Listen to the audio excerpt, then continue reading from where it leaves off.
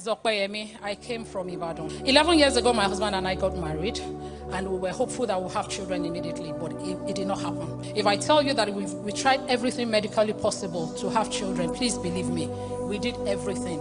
Nothing worked. In April 2021, my sister-in-law introduced me to NSPPD. We started praying. In April 2021, somebody told my husband and I about a very, very good female gynecologist in Abuja. So we came in from Ibadan, we live in Ibadan, to Abuja to see her. And she asked us to do a medical scan on my uterus. There was a 3D scanning machine where I was seeing everything that she was saying to me. And in my womb, she just asked, when she was scanning, she said, oh, have you done surgery before? I said, yes. She said, for what? I said, fibro surgery in 2019. He said, well, madam, when the wound of the fibro surgery was healing, there was adhesion in your womb. I said, what's adhesion? He said, 75% of your womb had gummed together, and it's impossible for you to be pregnant medically. You cannot have kids. My life was shattered. My husband was there. She was very truthful to us.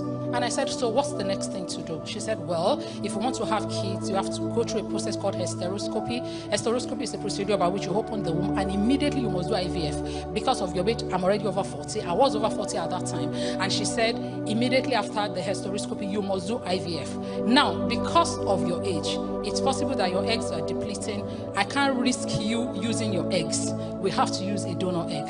Now, we don't know if your husband's sperm over the years are still viable. We have to do a test on your husband's sperm. If they are not viable, we have to use a donor sperm. At that point, my husband asked him, please, whose child will the child be if I use a donor sperm? Then he said, well, mentally it will be your child, but biologically it won't be your child. My husband just said a no to that.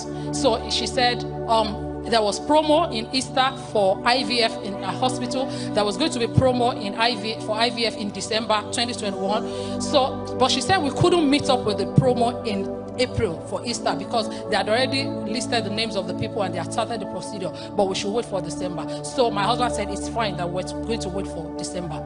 Immediately we left our office.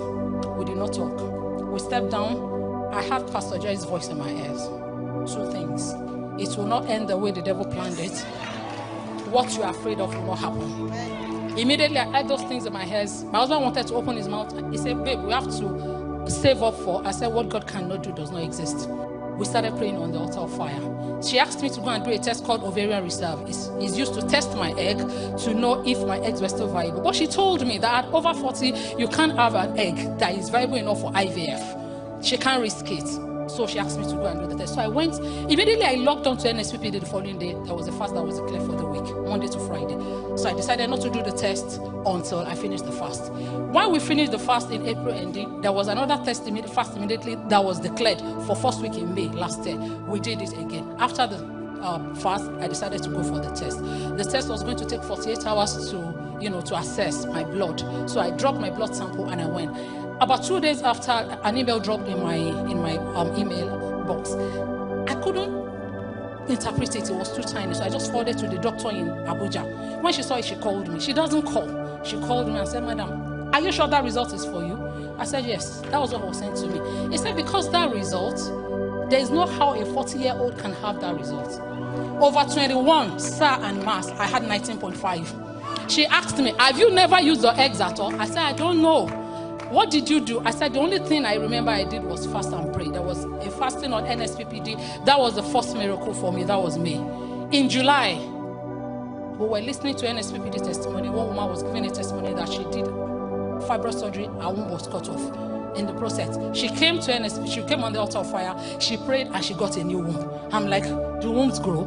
Immediately, I just said, okay, let me change my prayer. When I did my fibro surgery, 18 fibroids were removed from my womb, and each point was tagged, and there were perforations in my womb. So I told God, I said, if it's true you truly give wombs on NSPPD, give me a new womb. The next time I went, I started praying every day like that. I can't remember the number of days we prayed before I went for the scan. When I got there, jokingly, I was just asking the sonographer, I said, please, if you remove fibroids and you tag the wombs, are there scars? He said, yes, there's scars forever.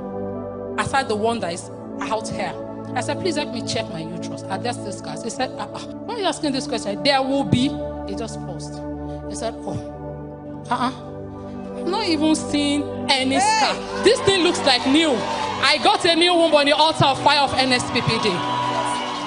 Hey! In August, Papa's birthday, he asked us to bring samples of the things that we needed to connect to our miracles. I had clothes, baby clothes that I bought over 10 years. But I needed something more vivid. So I stood in front of the mirror. I wore a maternity gown and I rolled wrapper inside my tummy. And I stood inside the picture, in front of the mirror. I looked like a pregnant woman. I said, God, I like what I'm seeing. In a few months, I want it to be like this. I took the picture. I prayed with it on Papa's birthday. That was August. We were preparing, my husband and I were preparing for IVF in December. He was saving, I was praying. I was going about my business. I wanted to do something for somebody. Then the person mentioned the date. I said, oh, that day is still far. For any woman that is waiting, dates are very important. When they mention dates, you remember your last period. Then you remember when you're supposed to do your next one. So when the person mentioned the date, I said, it's still far. He said, no, it's this week. Oh. Then it struck me. You didn't see your period for like 8-9 days now. And I'm like, oh, please, God, don't whine me, because this one that so many prophets have told me, go and do pregnancy test, you are pregnant. I'll go and come back with negative. I'll tell them, please don't test me again with this faith thing, because I have enough faith. Then I decided to go and do the pregnancy test. I got there. The woman told me, I saw 2 lines. I said, what does 2 lines mean? She said, you are pregnant. The pregnancy test I did is positive. I said, how? Ladies and gentlemen, I did not do IVF. I did not do a stereoscopy. I did not take any medication. Only the hand of Jesus did it. I got pregnant. I had the most seamless pregnancy experience. My doctor had already prepared my mind for the most negative thing. Because of your age, this is the thing that you are going to experience in pregnancy. Nothing happened to me. Every day on NSPPD at the altar of fire, when we're doing communion of answers, I'll put the communion on my tummy. This baby in my womb, nothing will go wrong with you. Pastor Jerry has already said nothing will go wrong. Nothing will go wrong. Somebody told my husband some time ago that when my enemy has a baby born as a mean vessel, I had the most beautiful baby. This is my baby to the glory of God. Hey! Hey! Can you celebrate our God with a shout? What our God cannot do!